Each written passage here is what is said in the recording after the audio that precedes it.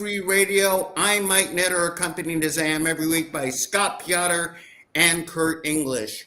We're Hey. going to have an interesting show this week because we have Assemblyman Josh Hoover coming on in a few minutes. And in case you're not paying attention, there is big breaking news right before this show on two fronts.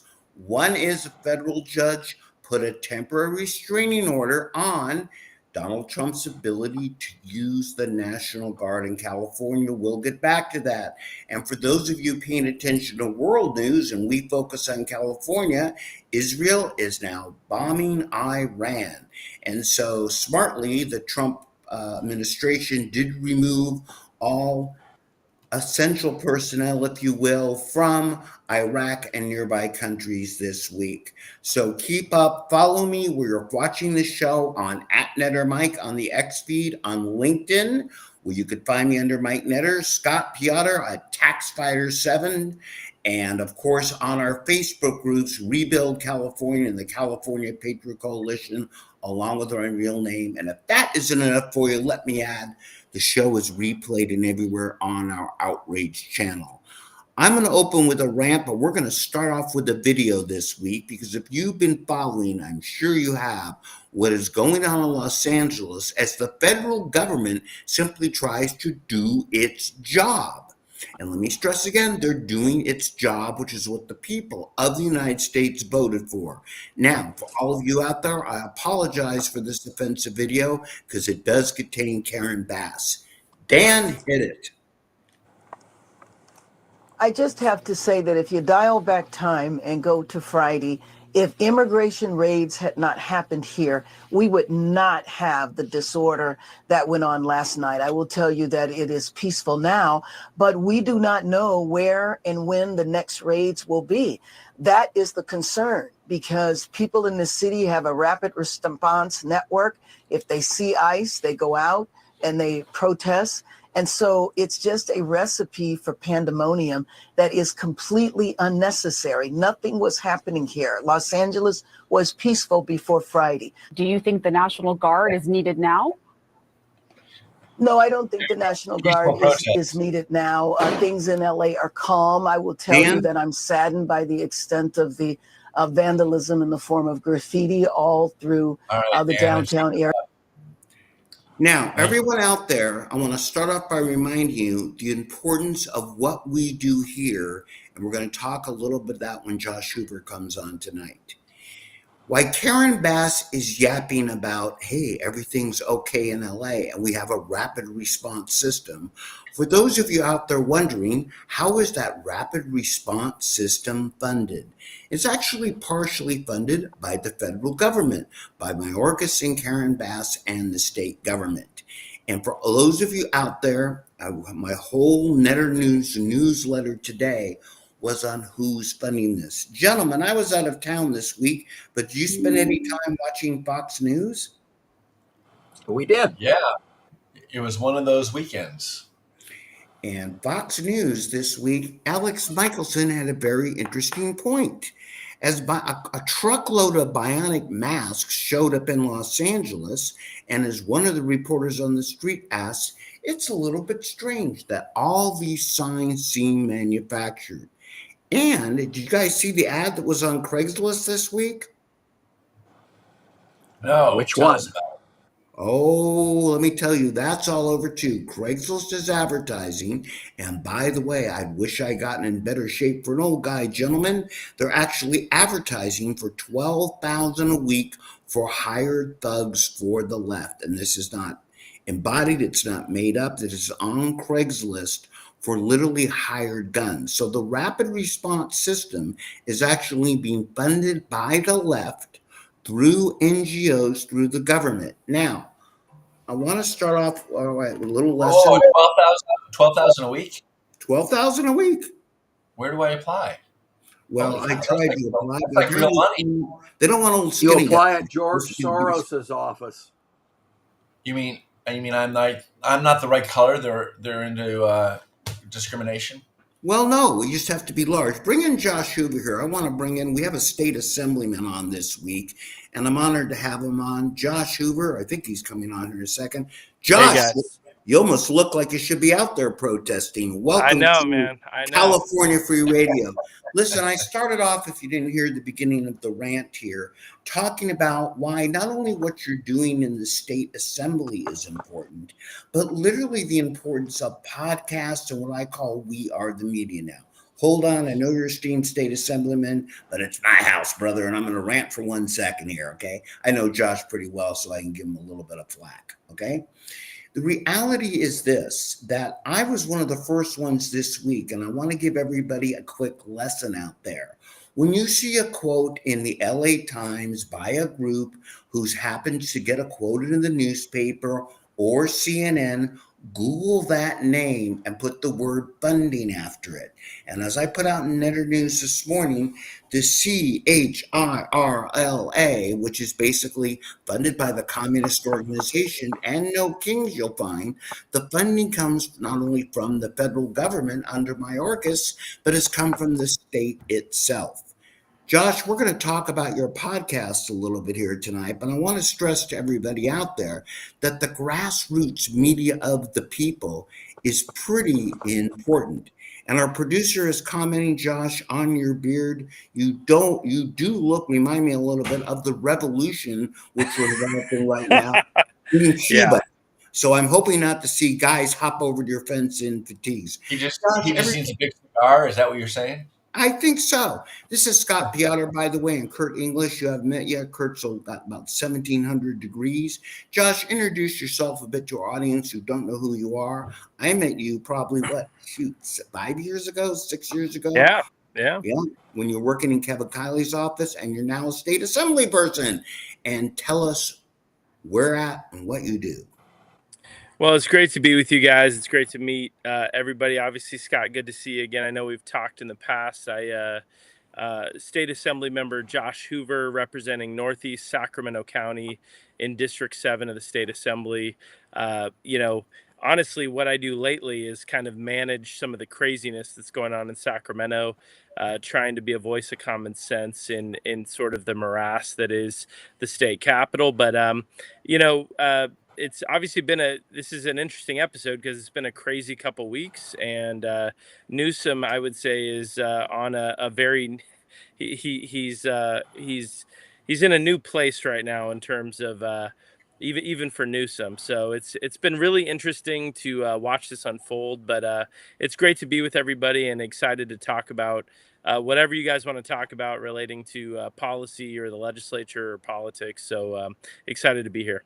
Well, let's talk. I want to ask Scott do somebody to weigh in. Really in the state assembly, is there, even from the Democrats, and I say there's the crazy left and there's logical Democrats, but is there any talk in the hallways? It's like, this isn't going to work out well for us in the long run, going against the federal government. And also the fact, that these raids, they're pulling off people with felony convictions again. They're not pulling off Mama Rosarita making tacos. They're pulling off people that are some pretty bad Andres.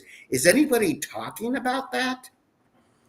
Yeah, it's been honestly fascinating talking to some of my legislative colleagues on the other side of the aisle, because it's just like they're living in a completely different world, if I'm being honest with you. Yeah.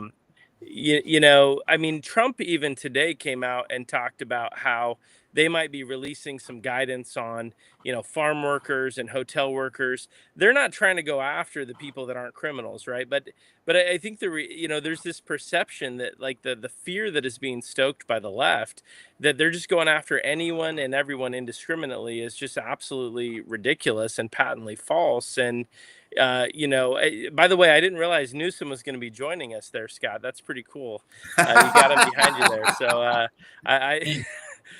He likes to breathe down my neck, Yeah, exactly. But it's like they're living in a different world, and the president is coming off as the common sense guy right now, and the Newsom and Padilla and all these people are coming off pretty unhinged. It's really been wild to watch, honestly. What do you think of what Padilla did today? Everybody out there, there was so much breaking news right before the show They gave a temporary restraining order against Trump for the National Guard. Israel decided to bomb Iraq, which is outside the scope of our show. But if you see me duck, oops, they missed. I want to be clear. And just what what is the what's the word I'm looking for here? Even what's the reality of any logic at all in the state assembly as to how this is going? I mean, is anybody even asking about the funding, which we opened the show? You were a little bit tardy coming to us, which I understand.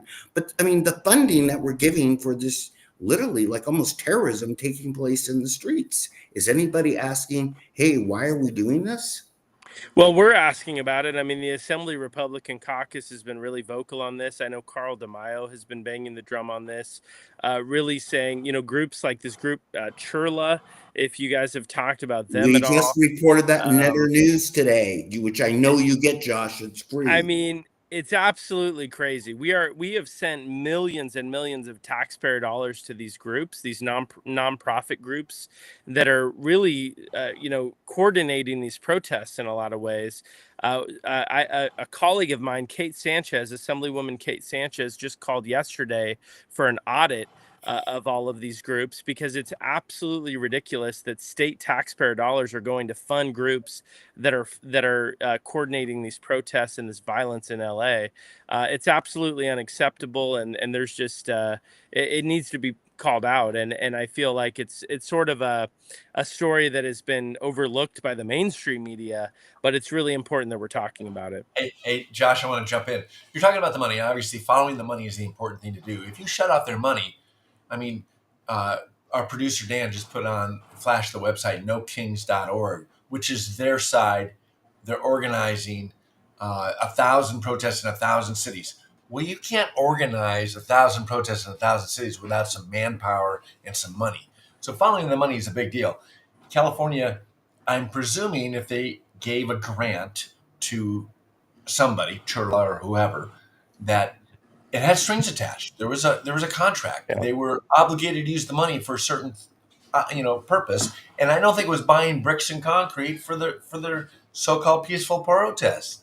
So, do you guys have, as a minority? I know you guys only have 20 members out of the 80. Do you have any kind of power from a legislator position to audit those contracts? And I mean, the big question is, can someone go to jail for this? I mean, that's a good question. I think on the audit side, the thing is we can call for an audit, but it requires an approval of the Joint Legislative Audit Committee, which is 12 members of the legislature, most of them Democrats.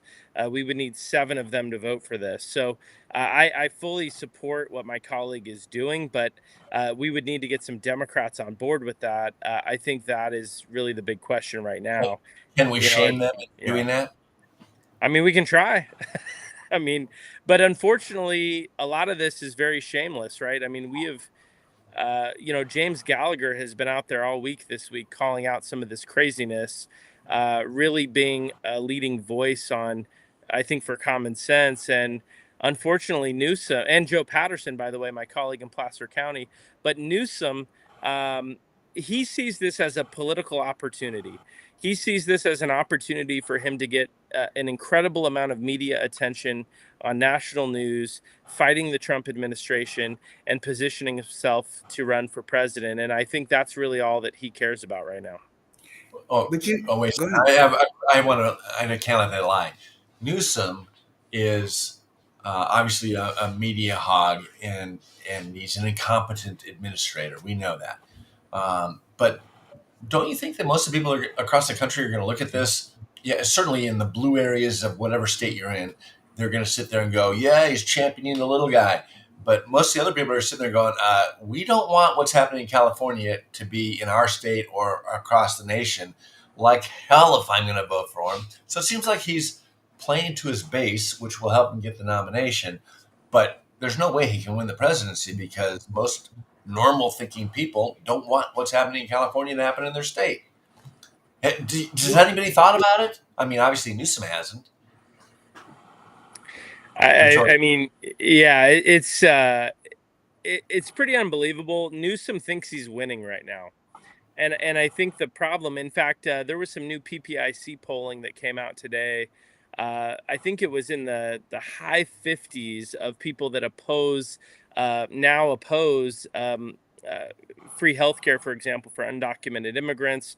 The polling is really starting to shift on this issue, even in California. He thinks that he's winning on this topic, but I think this could be sinking his chances to even become the nominee because he's embracing in some ways, the violence that is going on in Los Angeles, and I think it's really going to backfire on him when it's all said and done. I agree. One of our viewers says Don, says meth. Yes, it might be. I want to go back to something that's kind of the theme, and Josh, why we had you on tonight, because for everyone out there, I think one of the things that will sink Newsom and frankly sink, we have depended, and again, Josh, if you haven't noticed, is a lot younger than I am. And those of us of a certain age like mine grew up with what we call the mainstream media, which is this would listen to turn it on CNN or even Fox or whatever. And we've hit this polarizing point where it's a left channel, a right channel, but not a truth channel. And nobody wants to expose anything. Josh, you and I met when you were working with one of the most outspoken politicians ever, which is Kevin Kiley, okay? And we met Kevin Kiley because of the grassroots of the recall of Gavin Newsom, which we got what I work for, Rebuild California. And the reason is, like with the publication I put out, Netter News, like with this podcast, we now have the ability to start get these underlying stories out, like the funding. We don't have to wait for Gavin Newsom to have a press conference. In fact, Gavin Newsom has caught on to that, though he doesn't have any listeners, by doing his own, I can't even say it. This is Gavin, is that what it's called? And you're actually starting your own too, being able to bring the voice of a state assembly person to the people. First off, have you lost your friggin' mind? It's a lot of work, but let's go into that later. Tell us about It's a lot of work. Podcasts. Yes, I know, Josh. I've been doing that for 6 years and hoping to find a desert island somewhere, but I haven't yet. So tell us about yours and why the hell are you doing it? So shortly after I got elected in 2022, so I guess early or the first half of 2023, I decided to start a podcast, it's called Point of Order. The Point of Order podcast, really giving people an inside look about what's going on in the state legislature and California politics. Generally speaking, I think like you guys do it, we like to have guests on the show. I never do solo shows because I really find that having conversations with other people is a lot more fun. So generally speaking, we have other legislators on the program, but we've also had some other folks on as well. And I really just think that podcasting is the new way to really get our message out to people. I really want to use it to communicate. I send it to my constituents every week. I also, it's kind of become a thing that's listened to in the Capitol community on what's going on in Sacramento behind the scenes. And I just think it's really important. The mainstream media, in so many ways, people have lost faith in it. People are sick of, the bias that comes from the mainstream media. They want to get access to other perspectives. And I think that's where podcasting can be a really great tool. And that's why we decided to jump in and start the Point of Order podcast, even though it is, Mike, to your point, a lot of work to put together. But we record a couple episodes a month and really try to let people know what's going on. And I was going back and forth. Well, Josh, to your point, podcasts are now more popular than Spotify or Pandora music listing. Yeah. It doesn't surprise me. So you're going to go out this weekend and try to find a protest, join them live, take your camera and live stream it?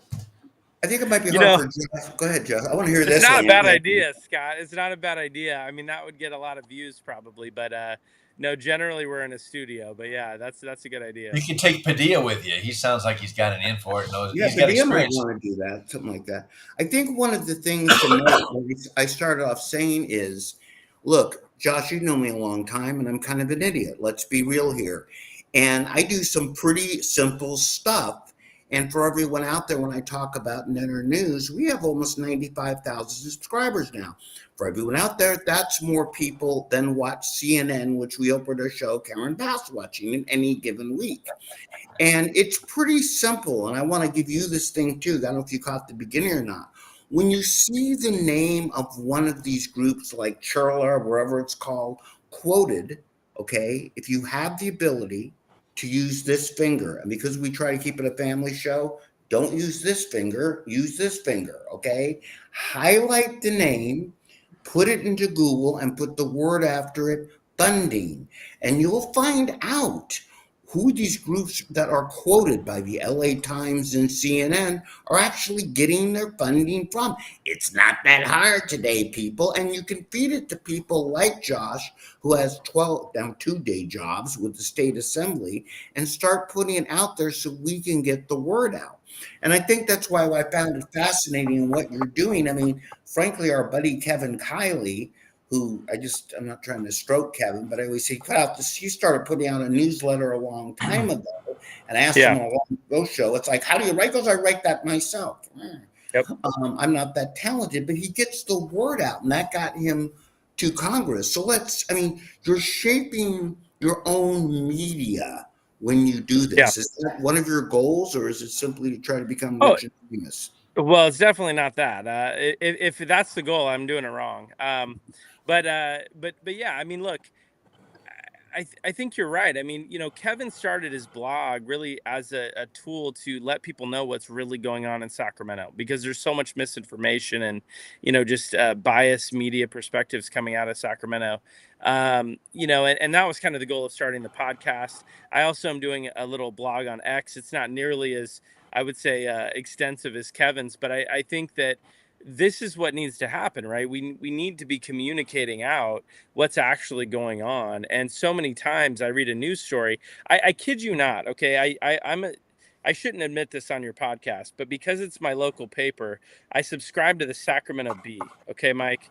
And I have to subscribe to the LA Times. I feel your pain, right? I don't necessarily recommend it, but I read a Sacramento Bee article this week that literally said that the mainstream media is mostly leans conservative. And I almost fell out of my chair. They when said that with a straight face. Yeah, it was one of the most ridiculous things I've read, and that says a lot, right? But it's unbelievable, some of the things I read in these newspapers that are just completely bogus. I mean, 90% of the mainstream media leans left, and you so think that was that an overt lie, or do they actually have a different view of the mainstream media than normal people? Oh, it was not. I don't think it was intending to be a lie. I think this was their actual perspective, which was unbelievable to me, right? So I have a suggestion for you. Good clickbait. I think you should live stream it when you do it. Let's get all of your fellow assemblymen and go fulfill Newsom's wish. Why don't you guys do a citizen's arrest for him for insurrection? What is he doing? Inviting Trump to arrest him. He thinks what? He's going to get that much publicity. He's going to be a martyr. Does anybody really care about him? I mean, Scott, it's political theater, plain and simple. If you watch the Padilla arrest today, I mean, it's so contrived. He put himself in that position to get himself arrested. This is what he wants. I mean, he wants the attention. It's honestly kind of sad if you're asking me. It's very desperate. Newsom is trying to play the tough guy because he thinks that it's going to position him for the Democratic primary, in the next presidential cycle. And I just think that I'm actually convinced that a California Democrat cannot win the presidency because we are so far beyond what most Americans feel makes sense. We're so far to the left of what even Democrats in other states think is the right thing that I think it's really going to backfire him in a big way. I think what's fascinating to me is things like these so-called peaceful protests, which is kind of like saying a boxing match is merely a disagreement. which just strikes me as strange. I mean, you literally have Bass saying this why they're burning Waymo cars, which I'm still a little confused on, but let's not take that up, take too much time. It's like, why would you burn an autonomous car? It doesn't have an opinion, but I don't want to get too started. I think what a lot of these are, in my not so humble opinion, are really distractions. So we don't, because this is what the press focuses on, right? Padilla storms in a room today, gets arrested, it becomes a headline. In the meantime, the state government every day is passing expletive deleted, trying to keep it a family show, that is raising our taxes. Look, I was up in Northern California meeting with Orrin Heatley this week. You remember Orrin, right? And we pulled over to get gas last night outside of Tahoe. And gas in Tahoe is already $6.69 a gallon, and the tax hasn't hit yet. I get it, it's Tahoe, but it's $6.69. And then we drove across state line, and gas dropped down to $3.50. And I want you to grasp that again, that apparently just in the course of 100 yards, the gas station beside State Line is $3 cheaper.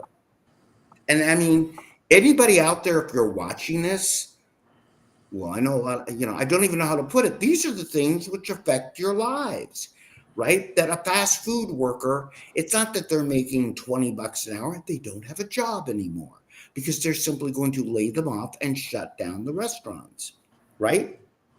100%.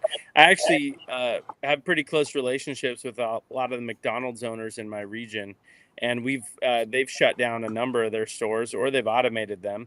But one way or another, the jobs are actually going away, and it's been a complete failure. It has not helped workers. It's actually hurt workers because there's fewer jobs. It's absolutely unbelievable what the supermajority in California thinks is going to actually help people. They're just dead wrong about it. Fewer jobs and fewer hours. Yep. But hey, they feel good about it, and that's all that's important. The Democrats got kudos for it. Intention over results, for sure. Intention over results. So, Josh, let's ask a couple things here. I know that you're kind of got out early today, and I want to thank you for coming on here. But we're going to put your podcast and your website across the screen here.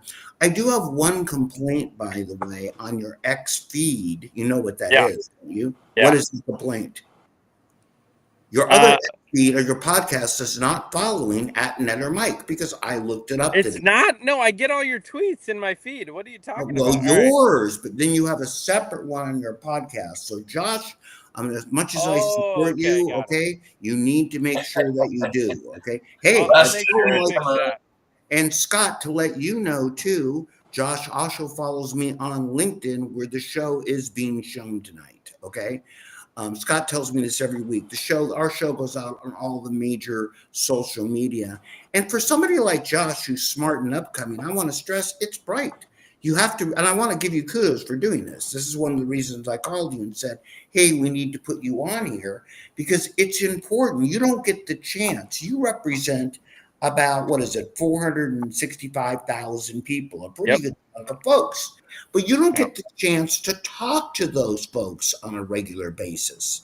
And the mainstream media kind of controls what you say, what they hear. And they're not going to give a Josh Hoover a lot of publicity. We are, okay? I know what you stand for, and I know how important is the work that you do every day. I also know that we need to yell from our side loud and clear about these hidden issues.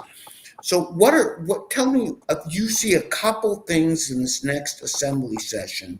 Give me one or two that you'd like to. You've got a pretty decent audience in front of you right now, because I have at least 3 cousins, and there's a lot more people than that watching this show. Give me 3 things you'd like to see accomplished. Not whether or not you think they can get accomplished. Would you like to see accomplished in this next state assembly session? A couple things in this next assembly session. Well, look, I think off the top, right? I think you already kind of mentioned it. We have to reduce the cost of living in California. I mean, when you look at every single poll of everyday Californians, that's what they're most concerned about. This state has become completely unaffordable. We can't afford our gas. By the way, you think the gas is high now, which it is. It's the highest in the country, which, by the way, you would think would mean we're driving on the best roads, right? This is one of the things that my colleague, Congressman Kiley, points out a lot. We pay the highest gas taxes in the nation, and yet we drive on the 46th ranked roads for quality in the nation. It's an absolute travesty.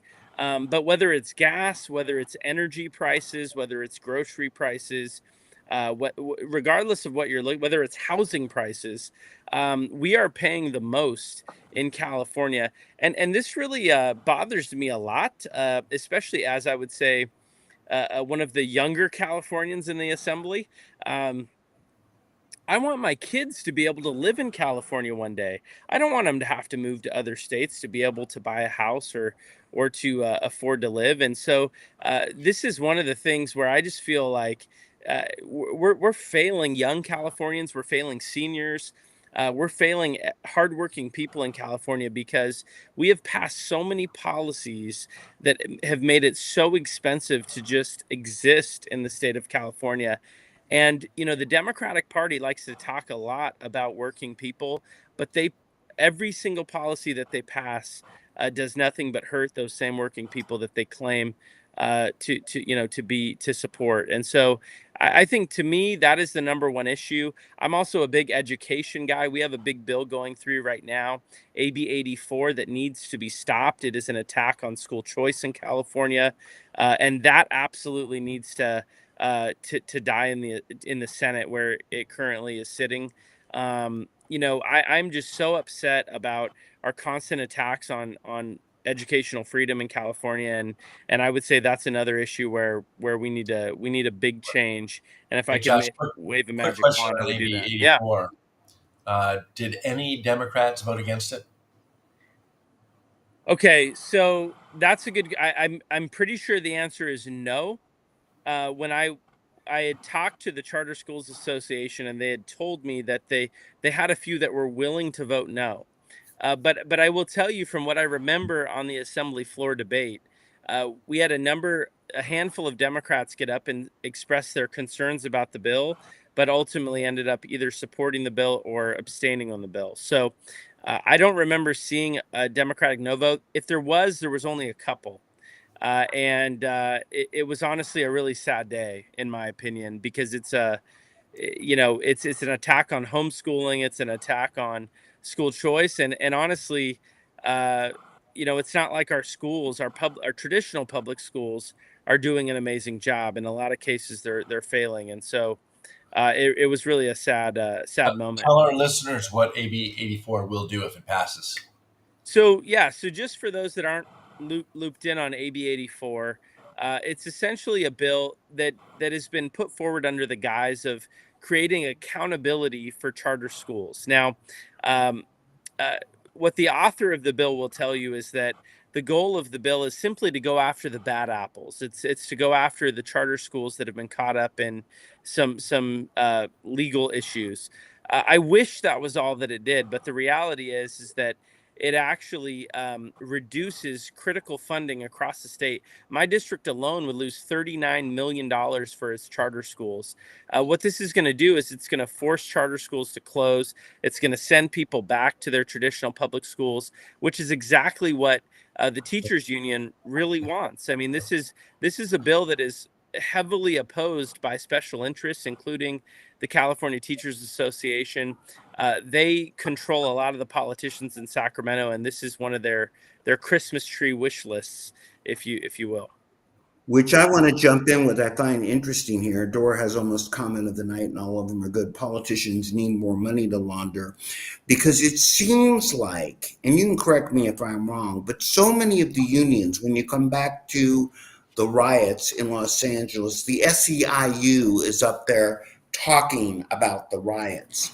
The teachers' unions stand as a block against education. And it seems the mentality of the Democrats is also they must vote as a block. How dare they, no matter how illogical or much a bill would hurt their district, they don't vote for the people, they vote for the block. And I want you to tell me if you think I'm full of it, but it seems like there's this union mentality, right? Yeah. We carve as a block, what we call communism in general. My that way, because some of these bills, it makes no sense for me that the Democrats in the state assembly and Senate vote for them. None.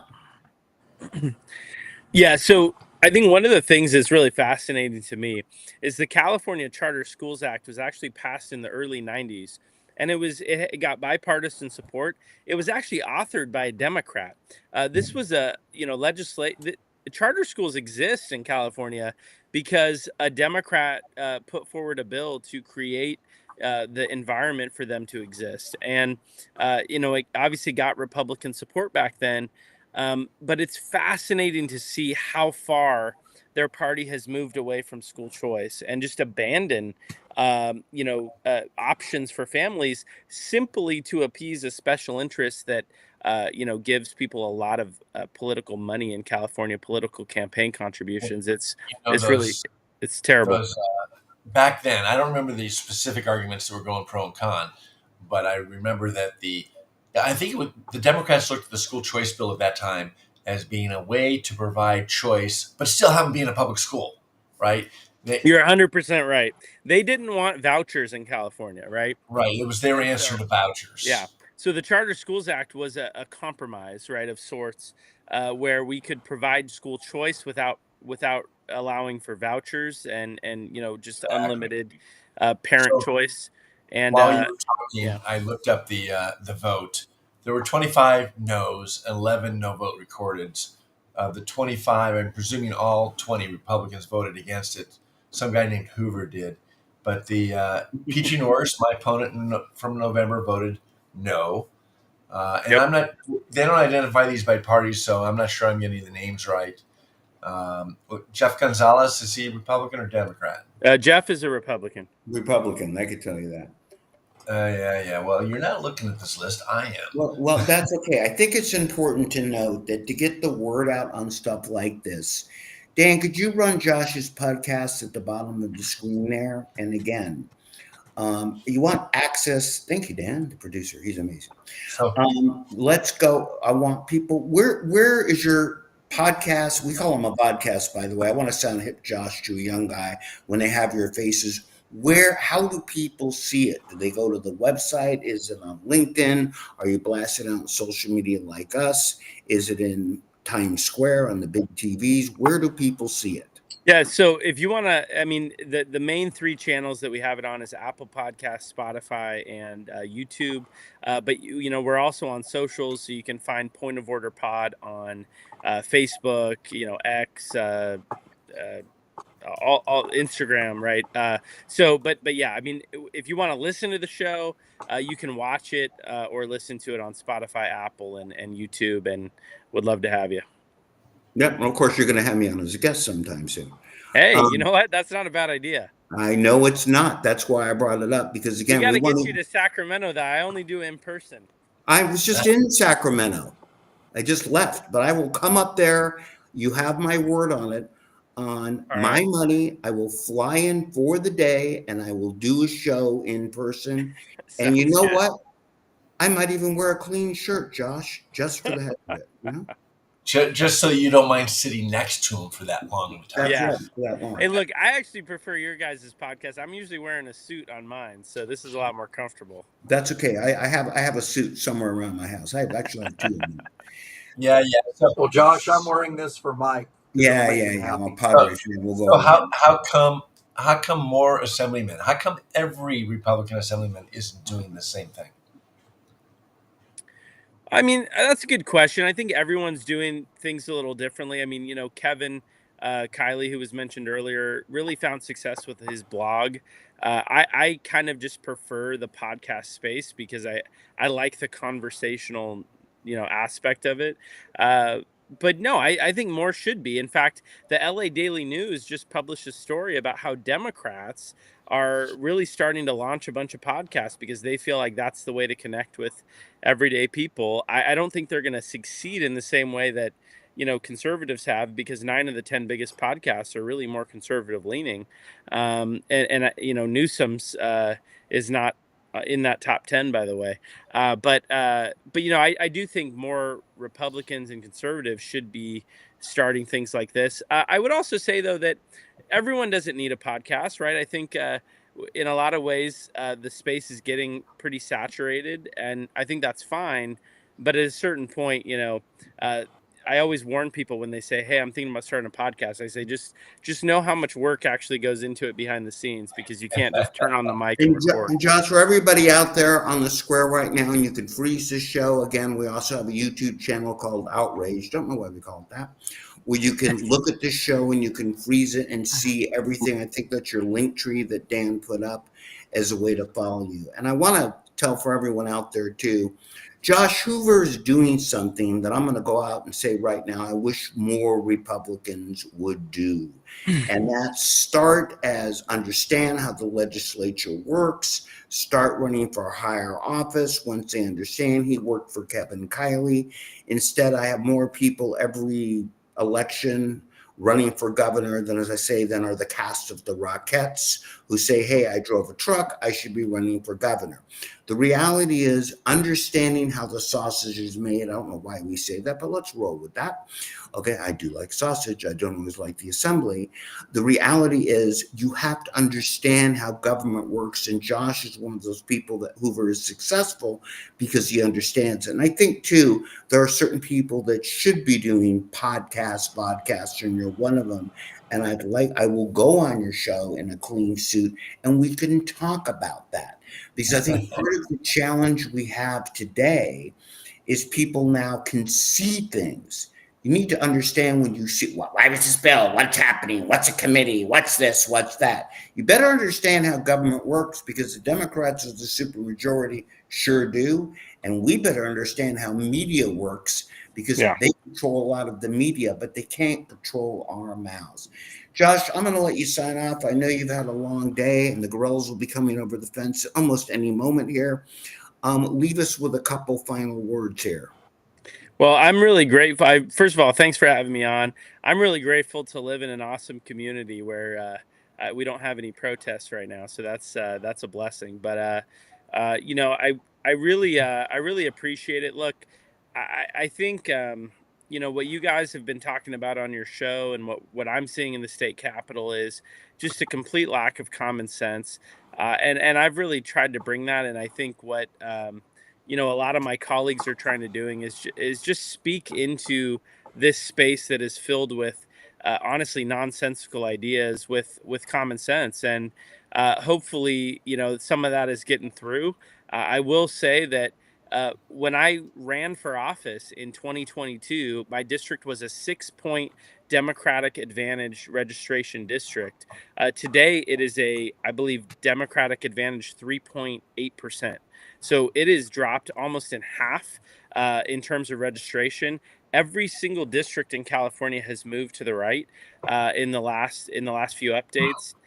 Things are changing, and we need to stay the course. And I just want to encourage people that are out there fighting the good fight to continue doing that. I've had a number of friends that have told me, we're giving up, we're moving out. And that makes me sad. As much as I complain about the policies here, I love this state, and I'm going to stay here and fight for it. But I do understand the desire to get out. But I really do see things changing in a big way, and I hope people will stay the course and keep fighting, because I think we're moving in a good direction. We have to keep getting the message out, because, again, our message is sanity. And as the theme of our show is tonight, the insane. Kurt, you said this before we started the show. They're giving us great pub this week by waving another country's flag and burning and attacking Wamos, which I'm still confused on, a story for another day. Okay, and looting and rioting, and call it what we want. Why we sit there and said, hey, would you like to pay less for electricity, water, and maybe have the criminals out? We have a comment. Josh is from a viewer here. A lot of people appreciate you and thank you. Gentlemen, do you want to add anything before he goes? Yes, it's good to follow up on the who's paying for the riots. And Josh, we appreciate you putting common sense legislation on the table, even if we get outvoted. We need to fight harder, and that's the thing that has been frustrating from my perspective, is that some Republicans seem to have given up. And so, to your point, if people are going to stay, they Yeah. better fight. As Benjamin Franklin said, people get the kind of government they deserve. Josh, Well, go ahead. I'll echo that. You, Asali, and DeMaio have really been guys that have been out there on the point. We lost Bill to a better job. I think he's going to have more impact there. I agree. But I appreciate you standing up to the floor, like you said, even if you lose all your committee assignments because the speaker has the power to take them away, and he gets insulted because you challenge his superiority. So keep up the good work. We're praying for you guys. Josh Hoover, thank you very much. I look forward to investigating more and having you enforce who's paying for the riots. But I also would like to go on record and say that when I do come up to Sacramento to be on your podcast, you are paying for lunch. And you heard it here first. Okay. Thank you very much, brother. Appreciate you coming on. Okay. Remember, follow Josh. The show goes out and I do retweet or repost his stuff on all my medium. Thank you very much for coming on. Now get out while you can before the gorillas come over the fence. Appreciate it, guys. Have a great one. Thanks for all you do. See you later. Thank you. Hey, Josh talked about we are all talking about the whole concept of citizen reporters, citizen media personnel. And, one of the things that was mentioned is that the Dems are sitting there picking up all these podcasts thinking that was what influenced or swayed the election, towards Trump's favor. He went out on all these podcasts. He got to see, people got to see that he was human. He answered in a long-term format. What these Democrats don't realize, this is like talk radio. Whenever the liberals went on talk radio, they failed miserably economically. And nobody would listen to them, just like CNN and MSNBC now.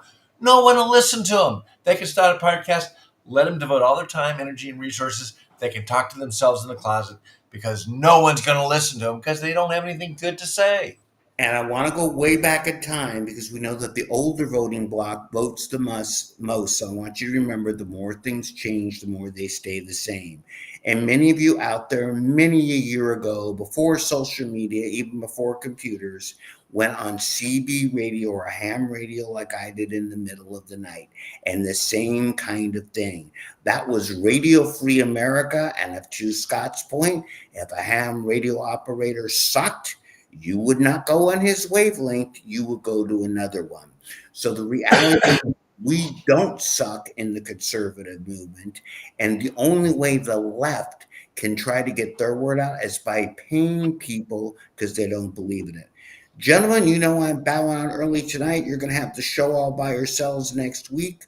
God bless you. I will be listening and expect good ranting and raving. I do want to remind everybody out there that to keep us going, contribute to Rebuild California.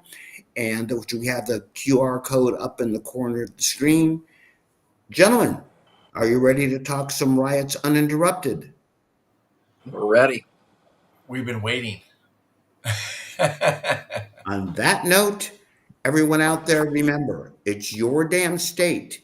And we don't have to pay you to take it back, but they apparently have to pay to take it away from you. On that note, I will see you in 2 weeks. God bless and good night. Carry on, gentlemen.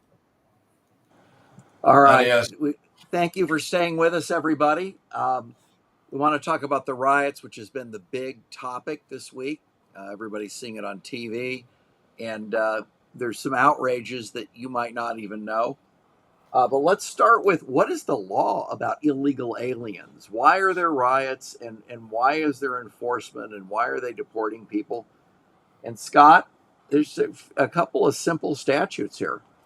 8 U.S.C. 1324A 1A, that's federal law.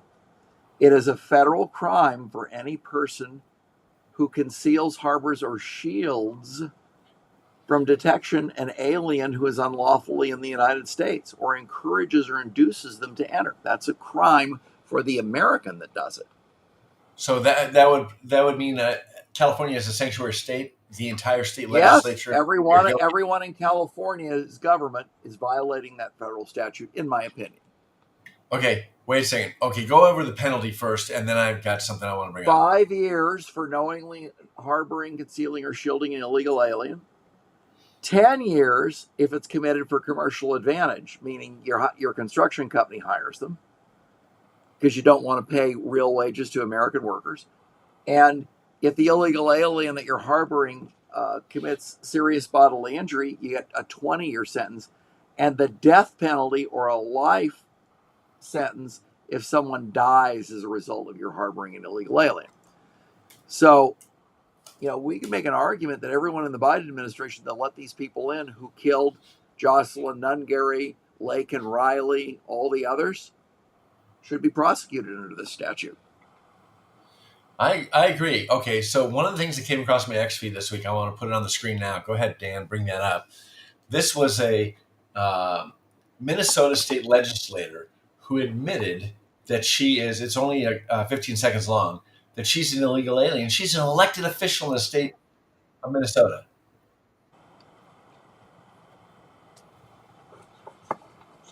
Can you hear that okay? Can't hear a thing. Well, that doesn't work. But she did admit it, and I've seen the clip. So you're right, Scott. She admitted it absolutely. Well, and then my next favorite clip, also in the Minnesota State Legislature. Now, what is that thing, Scott? Is that Pat from Saturday Night Live in the early 90s? To be a woman. This is a man pretending to be a woman who is a state legislator in Minnesota. And he basically, listen to this, it's almost over. No sound, Scott.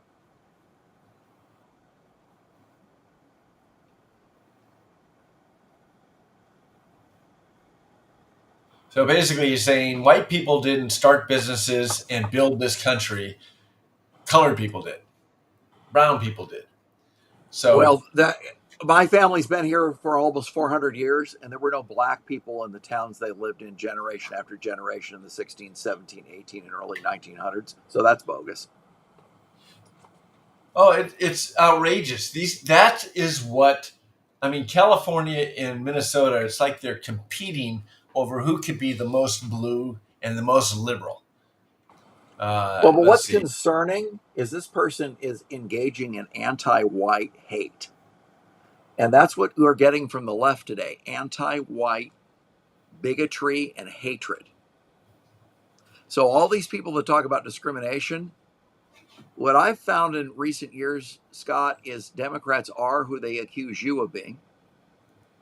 They hate what they accuse you of hating, and they do what they accuse you of doing. They're liars. Yeah. I mean, that's the left's MO on everything. And, just like, Biden would accuse, or let's use the current one, Newsom sits there and accuses Trump of being a dictator when Newsom is the one that wants to be the dictator. Explain to me, Mr. Attorney, how a federal judge that we heard just at the beginning of the show could sit there and say that the commander-in-chief has no right to take control of the U.S. National Guard in California.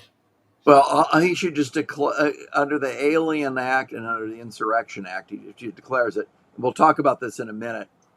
We can skip to it. There's a law called Posse Comitatus. Are you familiar with that, Scott? No, it sounds like Latin to me. Well, maybe it is. But basically what it says is, with certain exceptions, that we as a country aren't a third world country, and we don't use our military as policemen inside the country, okay?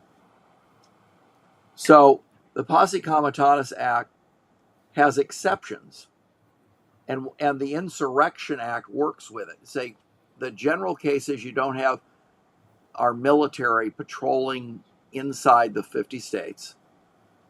However, if Trump invokes the Insurrection Act, that's an exception, and he can deploy regular U.S. military and active duty National Guard in cases of insurrection and rebellion.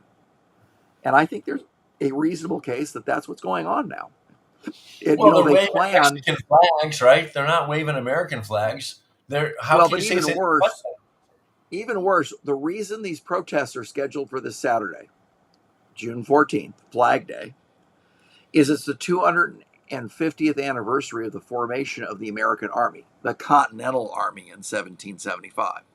So if you're protesting that, you're protesting the existence of the United States of America and all the freedoms we have, and you are evil. And I don't want to be your countryman. If you're not a citizen, I don't want you in my country. I never want you in my country. I don't want to be your friend. I don't want you around, period. You are evil. You are a traitor. Well, it's the 250th anniversary of the Army. It's Trump's birthday, and it's Flag Day. It's a trifecta. Come on, I mean, you got all the significance, and everybody's got a day off, except, usually these guys don't work anyway, so they have all the days off. Oh, no, they're paid protesters. They work every day. They get paid to protest. So let's talk about what happened in the Los Angeles riots for people that haven't been following it maybe as much as we do. Violent mobs are attacking ICE agents in Los Angeles. ICE agents are doing raids to arrest and deport illegal aliens. Trump campaigned on this, and he's doing what he campaigned on. And of course, as the producer puts up the call ICE number, they don't tell the mayor or the governor that they're going to come in and do these raids, because there's a sanctuary state and a sanctuary city, and they would spill the beans in 2 seconds flat. So they can't tell them, they can't cooperate with them, they can't give them warning. They just show up and do it. Scott, in Chicago, which is a sanctuary city, someone dropped off a pallet of bricks a few moments before an ICE raid was scheduled. So there may be a leaker in the federal government that's tipping them off. They also, we talk about the sanctuary state. If Karen Bass and Governor Newsom really wanted ICE off the streets, you just forget the sanctuary state business. You sit there, and all of these criminals were in jail. They were released without telling ICE. All ICE has said all along is, just tell us when you're releasing them. We'll wait outside and pick them up. They don't have to go into neighborhoods. They're not picking up every other illegal that happens to be out there with the criminal aliens. They just get the criminals like that, like they said they would. But they don't want to do that. Instead, they want them to go into the neighborhoods. They want them to cause disruption. And I would argue that they really want the violence and anarchy as well. Well, to your point, Scott, the Los Angeles police chief said officers will not aid ICE agents. So I guess if an ICE agent is being attacked by a criminal, the LAPD is instructed by their police chief to stand by and let it happen, even though a crime is being committed. In fairness, I heard the official LAPD policy was they were not going to assist ICE in performing their duties of picking up illegals, but if their lives were in danger or the public's life, life and property were in danger, they would intercede. So they're not going to leave them hanging and watch them die in front of them, to their credit. Not to Karen Bass's credit, she'd probably just as soon see him die. But LAPD is going to stand up for a fellow officer and protect them. But they're not going to assist in the ICE duties, is how I heard but it. the Democrat politicians, Scott, are encouraging and stoking this dangerous rhetoric against ICE agents that are facing violent mobs, both in Los Angeles and in New York City. Well, how else do you sit there and explain they're going to have 1,000, cities and protests in those 1,000 cities across the country, other than well-funded, well-organized campaigns using the Los Angeles riots as a starting point to repeat the summer of 2020? Well, the reason they're doing that is because Trump is being successful and they want to distract. But Trump learned his lesson from 2020. In the good old days, we'd shoot looters and rioters, and we'd deport criminals and illegal aliens. And that's what we need to do. We need to crack down on this criminal behavior, because the rest of us, Scott, have a right to drive down a freeway that we pay for without people dropping rocks on us or blocking the freeway. The rest of us have a right to live in a peaceful country, in a peaceful city. And if we can't do that, our rights are being violated. Our civil rights are being violated, and our government is not preventing people from observing our civil rights. I am sick and tired of the Democrats whining about illegal aliens and wanting their free, cheap slave labor with their maids and their gardeners at the expense of American citizens and the expense of our safety. Well, and we're the ones paying their freight, right? They're getting all sorts of government handouts, which we pay for, including free medical care in California. Every illegal alien gets free medical care. So, we're paying for this stuff.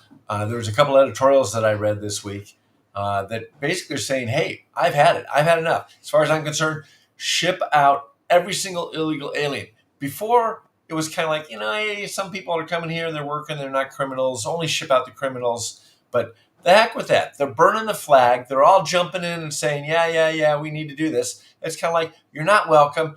All 18 million that came in during the Biden administration need to be shipped out now. I don't care All right, well, what their Scott, stop start is. I don't care what I their agree with you. Let's talk about who's rioting. Antifa is paying for these riots and is helping organize the violent Los Angeles riots. The rioters are lighting cars on fire. SEIU's president was arrested. The group that Mike talked about, CHIRLA, sadly is had been funded by the government. This No Kings organization is funded not only by the Walmart heiress, Christy Walton, but largely funded by the Chinese Progressive Association, who brags on their website that they're pro-Maoist. Hey, I'm not going to shop at Walmart, thanks to Christine. She's free to espouse her political views, and I'm free to shop someplace else. Now, think about this. You got the I'm not son gonna of an support that. American patriot billionaire, Walton, who started Walmart. And so you have some out-of-touch limousine liberal billionaire Daughter that is of trying a- to impose her mental illness on the rest of us and her stupidity. Yeah, no, thank you. If you want to go ahead and espouse that, I don't want to fund it. I choose to go someplace else. And I used to purposely go to Walmart to, if nothing else, to give some competition to Jeff Bezos. Screw that noise. Well, also, it's not just crazy Gavin Newsom, our governor. It's also our crazy lieutenant governor that doesn't like National Guard troops, even though LAPD won't help ICE agents being attacked by criminals. It's not right. So, But there was a great counter protest over one of the LA freeways. There's words that they use that I can't repeat on our air. I think it rhymes with fire truck, right?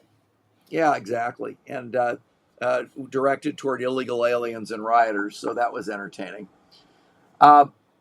Then California sued Trump and Hegsteth over the National Guard deployment.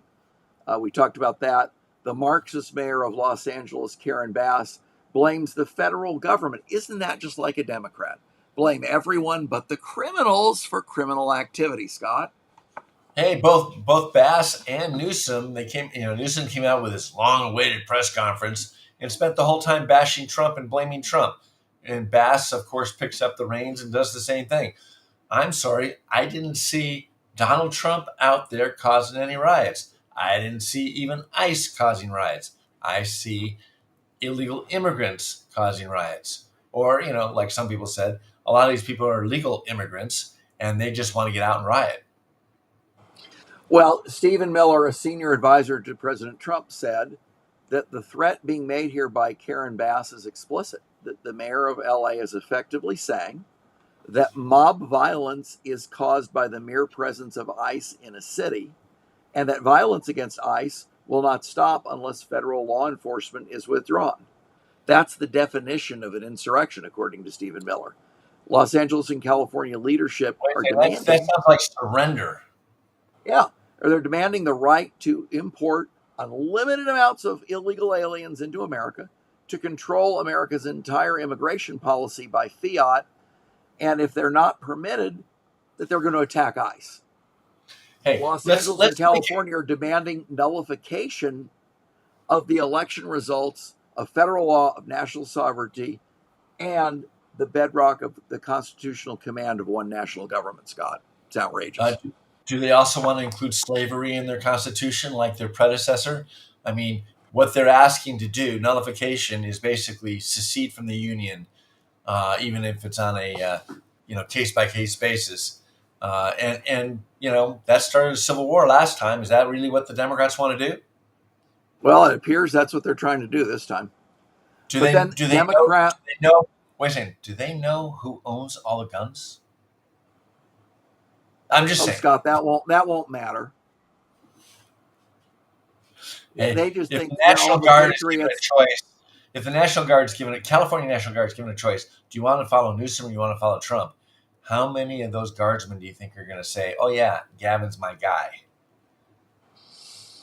Well, there was a councilwoman in Los Angeles, Eunice Hernandez, who was on video this week, who Yeah, some encouraged the LA protests to escalate. Did you see that clip? Oh yeah, some 25-year-old nitwit basically inciting everybody to riot.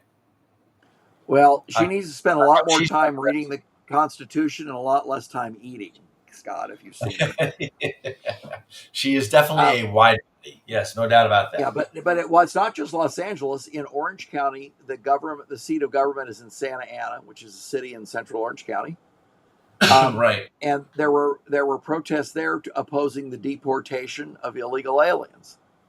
Okay, you have a right to be peaceful, but you don't have a right to commit violence. You can say stupid things. The First Amendment protects stupid. It doesn't protect violence and violence against government officials. And they started to Santa Ana's credit, a lot of longtime Santa Ana residents came out and counter protested and stood by the cops. So The same thing happened in Santa Ana in 1989 when they tried to do a gay pride protest, and residents of the working class town, including many Hispanic residents, blocked the street and said, "You are not parading in our city." And the police said, "Well, they got a permit for the parade." He said, "We ain't leaving." The police said, "They ain't leaving. You better leave," to the gay pride people. But Okay. the congressman of Santa Ana, Lou Correa, said everything was fine in spite of the violence. And he said that the Santa Ana chaos was brought on by federal presence. You see, the talking points of the Democrats is federal ICE agents doing their job are the crimes, not the crimes. Yeah, right. And they all got the same memo. So talk to me about Senator Padilla. You saw the clip. Gosh. So some commentators are saying that he was drunk. So he showed up to a press conference of Kristi Noem. He's a U.S. senator, used to be the Secretary of State in California. Nobody knows who he is. Right. His name is Alex Padilla. He shows up to Kristi Noem's press conference drunk, it appears, and started charging toward her. And every cabinet member has security, right? We live in a nutty world. He's a U.S. senator. All he had to do if he really wanted information, Scott, was to send her a letter, schedule a meeting with her like senators do with cabinet members all the time, schedule a call. But he didn't want that. Since nobody knows who he is, he wanted to create a third-grade temper tantrum and get some free media and then get interviewed by MSDNC and the crazy left-wing media to try to gin up his ignorant and low IQ supporters to support him more fervently. But he charged her. I mean, what kind of a man would charge a woman physically? That's kind of dangerous, even without her security stuff. And he's not a small dude. The guy looks like he's 6'2" or 6'3", and a couple 100 pounds. Well, did you see what security did to him, Scott?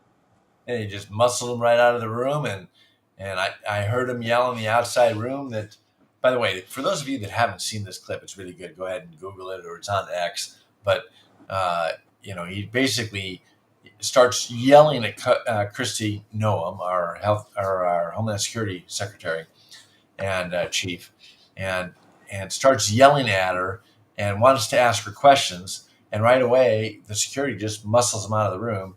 Outside in that outer room, he's kind of, "Get your hands off me!" And then all of a sudden, the next thing you see, he's got his hands up and he's walking peacefully down the corridor where they probably booked him. But I think he had to go to Club Fed, don't you? Well, they tackled him on the ground and handcuffed him. They didn't show And that then in he the clip. immediately had a press conference as soon as he was released from custody to just do political grandstanding absent of any substance or truth. So what can he say at his press conference? I'm right, she's wrong. They wouldn't let me speak. Free speech issues. It What's wasn't. Trump It wasn't his press conference. He should call his own press conference as if anyone would show up or listen. Right? No. You're talking logic. I'm talking about what he said at the press conference. You know he was going to lie. He was just trying to interrupt her. He wasn't trying to do anything useful. And I'm curious as to what kind of questions he's going to ask her. It's like, your ICE agents are causing these riots. It's kind of like, what planet do you live on? A lot of people on social media are out there saying, keep it up, guys. It's the best advertising you can have for the GOP in 26. We are going to clean Well, up. Scott, Padilla is not the only Democrat who's engaging in criminal activity. Governor Gavin Newsom has threatened to withhold federal tax payments. And I'm not quite sure how he would do that because we pay federal taxes directly to the federal government, not to Gavin Newsom to submit it to the federal government. Oh, I'm sure. But- I mean, aren't you going to write a check to Newsom instead of the IRS because he knows better than you?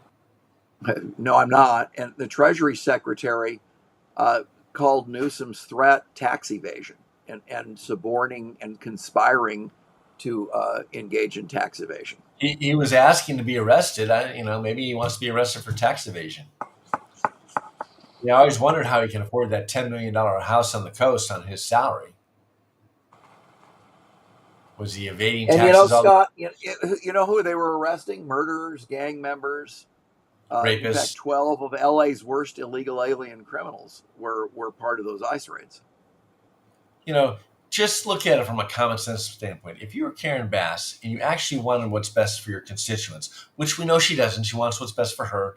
She doesn't care about the constituents. Let's be clear.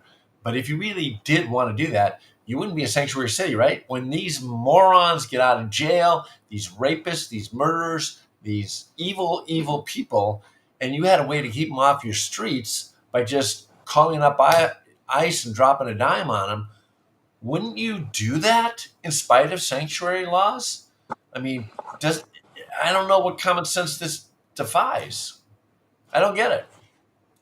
I know the Democrats. The point here is the Democrats' approval rating in a recent poll this week is down to 21% approval and 70% disapproval. So they're not advocating for any policies that almost anyone wants.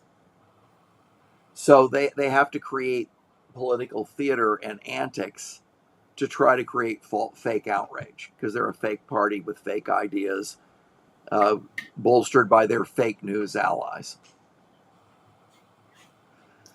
So who's paying for the riots? Scott, we talked about it earlier. Mike talked about the Coalition for Humane Immigration Rights, which sadly got money from both the Chinese Communist Party and our federal government. But Senator Josh Hawley is launched an investigation into the people that are funding these riots. And Trump has asked the IRS agents to find out who is funding these riots. Kash Patel. Like our conversation that we had with Josh Hoover, our assemblyman, when they give grants, they don't just say, here's the money, good luck. They have strings attached. They have to, and it's part of, the so-called oversight, which obviously they're not exercising any oversight, but there's usually legal documentation. They're supposed to be using that money for a particular, for particular uses, or else they wouldn't have gotten the grant. So they violated their contracts more than likely. I want to see somebody go to jail. And frankly, if the people that misuse the money aren't going to go to jail, then I want to see the federal employees that are responsible for monitoring those contracts and grants to go to jail. Somebody has to go. Well, if certainly the federal employee, if he's in league with the guy, he needs to go to jail too. But if they did something unbeknownst to him, okay, the grantee has to go to jail. But I'm okay throwing the federal employee out to jail too. Well, speaking of going to jail, a panicked California Governor Gavin Newsom was calling on ICE Director Tom Homan to arrest him for obstructing what was going on in deporting illegal aliens. Okay, Newsom so wants to be arrested. it's political theater, right? Okay, so if you were Homan, what would you do? Would you make him a martyr and arrest him? I think that they would be wise, and you would make sure your case is airtight before doing it. I agree. So if you could get him for causing an insurrection, if you could get him for funding the rioters, either through his political campaign Oh, it'd be or more likely that he was just obstructing police arrests or something more straightforward, I think. well, he's too inept to actually clandestinely help these guys. He would be figured out in a heartbeat. But when the recall happened, one of the things that occurred when you have recalls is that you have unlimited campaign contributions. So he's got a political organization that has literally millions of dollars in it that he did not spend on the recall that he can choose to spend for other political issues and reasons. But I know we're coming to the end of our show. All right. Well, Scott, there's a couple more things we should bring to the audience's attention that they might not know. Santa Ana didn't just have the stupid riots, but they had a stupid graduation speech by their stupid head of the school board in the Santa Ana Unified School District. He told graduates to burn down the system. He's a Soros-funded lunatic and Soros-funded community organizer. And he's publicly identified himself as, quote, queer youth organizer of color with he, him pronouns. Why isn't he in jail for inciting a resurrection? These guys have all done more actual crimes in regards to insurrections than just about any of the January 6th protesters. Well, and for our Northern California audience, we don't want to ignore you. We talked a lot about Los Angeles and Santa Ana, but sadly, Fisherman's Wharf is dying in San Francisco. And for those of us who are old enough to have gone to San Francisco when you could actually go there as a tourist, Fisherman's Wharf was one of the spots you would go to, the Ghirardelli chocolate factory and restaurant, and all the fresh fish that you could get on Fisherman's Wharf. And a lot of those restaurants and businesses are shutting down, Scott, thanks to the crime, the drugs, and the overregulation by California's Democrat supermajority. And the human excrement and the needles and all the other stuff. Yeah, well, in fact, I would say it's already dead. It just doesn't know it yet. Everybody hasn't closed their door yet, but they're on their way. But San Francisco has become an uncivilized, primitive place of degradation. And the Democrats are solely to blame. Yeah, it used to be they put out a vacancy sign by hand written on, cardboard or whatever in the front window, and that apartment would be gone by the end of the afternoon. Now they've got actual vacancies, and the vacancy rates are going up. And the retail stores are leaving town, and the businesses and all the offices are going out of there too. So yeah, it's dying also. Hey, blue policies, they're inept. They cannot run anything. Newsom cannot run anything. Democrats can't run a 2-car funeral, Scott. Karen Bass, I got to tell you, as an architect, and we're doing work in some of the fire burnout areas, the city of Los Angeles is inept. They said they were going to issue permits quickly. You know what? They are not even close to issuing them. How many permits have they issued, Scott, to date? Well, I haven't counted, but it was only about 4 weeks ago, when the answer to that question was 0. Wow. They've issued some cleanup, but building permits, no, they just haven't issued any of them. Well, and Scott, for the benefit of our audience, the reason is they want to not allow these wealthy homeowners to rebuild their land. This is very high dollar residential real estate, some of the most expensive real estate in Southern California. And they want to build low income housing there. Why, Scott? They hate rich people, they hate success, but also they want more dependent illegal aliens and dependent people on government checks that will vote for them. Yeah, we didn't even get into that, and our time is up. We didn't even get into the impact that illegal aliens have on the census, which drives representation. And California has probably 3 to 5 seats that it shouldn't have now. And by the time 2030 census rolls around, that number is likely to climb to 13. Now, that means that 13 extra seats come to California that shouldn't be here. They should be in other states. Most of those would be red states, Tennessee being one of them. Well, Because guess they what, Scott? The Republicans aren't going to count illegal aliens in the next census. They're only going to count citizens.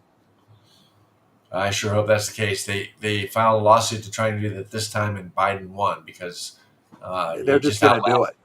They're just going to do it and say we're counting citizens, and that's how we're certifying it. And you're out of luck if you don't like it.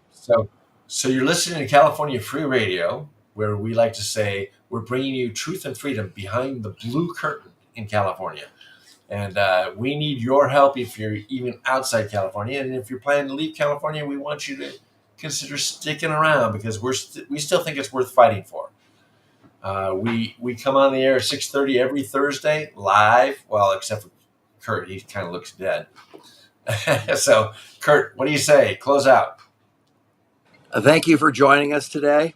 We want to invite you to join us again next week at 6:30 California time. And if you're on the East Coast, that'd be 9:30 your time. And we'll have more to say and more crime and stupidity to expose on what's going on in California. Thank you for joining us today, and we'll see you next week. California Free Radio at TaxFighter7 and also at nettermike.com on X. No.com, just at Interbike. See the scrolling page. All right, goodbye, everybody.